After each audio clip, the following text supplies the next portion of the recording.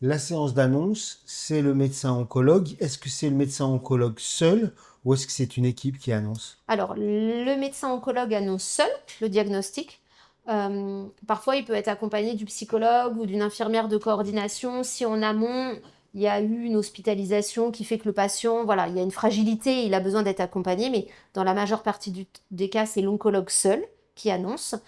Et dans un second temps, le patient sera vu par l'infirmière d'annonce qui reprend les traitements, les effets secondaires et le planning en fait du patient. La consultation d'annonce avec l'oncologue, il dit à quelle sauce va être mangé le patient, il En dit tout. fait, ouais, elle peut se faire même en deux temps cette annonce. Il y a souvent une première annonce où il y a des anapathes, donc des cellules qui sont récupérées, des examens complémentaires encore de prescrits, l'annonce que le dossier va passer en RCP, comme on dit. Le patient va souvent entendre ce nom-là, RCP, réunion de concertation pluridisciplinaire. C'est une réunion où tous les médecins en lien avec l'organe touché, donc ça concerne les chirurgiens, les radiologues, le cancérologue vont finaliser le protocole du patient.